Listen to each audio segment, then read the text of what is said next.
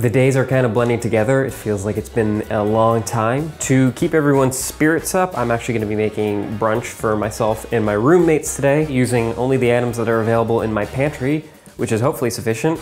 So I'm gonna get all that out, figure out what I can do, and get started. Everett, do you want brunch? Yeah. Okay, I got you. What? Are you ready for food? Yeah, obviously. I'm gonna be making a crab cake eggs benedict because eggs benedict is one of my favorite foods to order at every brunch, and I don't have English muffins and I don't have Canadian bacon, but I do have canned crab, so I gotta make it work. Does that sound good to you? In a bowl, I'm going to combine minced shallot, dried parsley, some garlic powder, Dijon mustard, an egg yolk, some mayonnaise, a little bit of lemon juice, some lemon zest. Get out of there. And I'm gonna whisk this until combined. That looks great. So now it's time to add my canned crab. I'm gonna open these guys up. Drain, drain, drain, drain, drain. 1 can of crab, 2 can of crab. And now I'm just going to get this nice and combined. That looks pretty good to me. And then finally, I'm gonna add some panko breadcrumbs. You like crab cakes, right? Okay, good. Probably should have checked on that first. This looks good to me. I'm not gonna mix it to death. I just want it to be barely combined here. So I'm just gonna cover this in plastic wrap, let it sit in the fridge for an hour, and then we'll check back. All right, so I'm a total idiot and I forgot to add like 3 ingredients. You're also gonna need salt, pepper, and optionally a little cayenne pepper if you like some heat. Get that combined. So now you can actually cover and chill this for an hour. I will see you shortly. My crab mixture has been chilling for about an hour at this point. I made some bacon and onion roasted potatoes just in the meantime. So now it's time to shape these guys up and fry them. So I'm gonna go for about 4 even pieces. Here's 1. All right. So these look great to me. They look pretty evenly sized. So I'm just gonna dust a little bit of flour.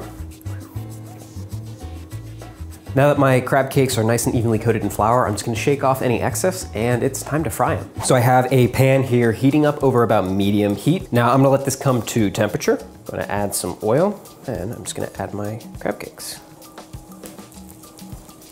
So I'm gonna let these go for about 3 to 4 minutes until the underside is golden brown, and then I'm just gonna flip them and do the same thing on the other side. Ooh, it smells good. Can you smell that? What do you think? God. Dang it. You can't lie to me. You can't lie to the people. Oh wow, that's ready to flip. Look at that. Cool, so these have flipped. I'm just gonna let them go for another 3 to 4 minutes until they have the color that I want. Beautiful. So my crab cakes are done at this point. I'm actually going to set them aside and move on to poaching my eggs. To make my poached eggs, I have a pot here filled with water over medium heat. I'm going to add a tablespoon of white vinegar, and the white vinegar is gonna help the eggs stay together as it poaches. So I'm gonna take my egg, I'm just gonna crack it into a bowl. Now I'm going to make a whirlpool in my water, and while that's going, I'm just going to lower the egg into the middle and cover. So I'm gonna leave that in there for about 3 to 5 minutes, and then we're gonna take the lid off and see how we did. So let's take a look on our egg. Give that guy a scoop. Ha-ha! I think you can see that from there, but that is a beautifully poached egg. So I'm actually lowering it into a thing of cold water just to stop it from cooking so that the yolk remains nice and runny when people cut into it. So while that's chilling out, I'm gonna finish up my eggs and then move on to my final component, my hollandaise. Finally, I'm going to be making a super easy hollandaise sauce. I think hollandaise used to be this really, really difficult thing to make until people much smarter than the rest of us figured out a better way to do it. And the trick to making easy hollandaise is using an immersion blender. So the first thing you need is a tall glass. And in that, you're gonna add 1 egg yolk, some lemon juice, a tiny bit of salt, and then finally I'm going to add butter, but I'm gonna do that as the immersion blender is going. And you're gonna slowly add this in.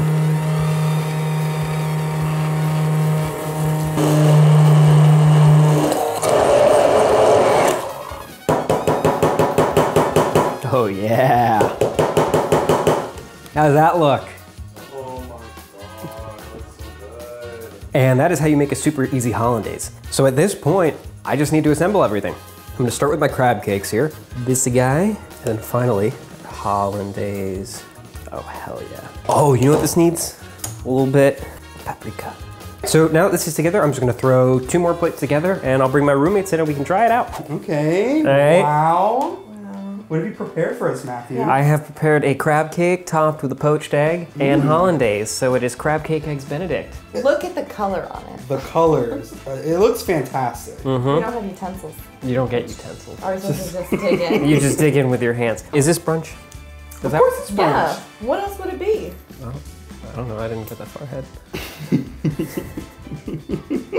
That is a brunch prepared using only what I can find in my pantry. If there's any other occasions you want us to try out during our shelter-in-place time, let us know in the comments below. You guys are hungry. Yes. Yeah, I'll have a few suggestions.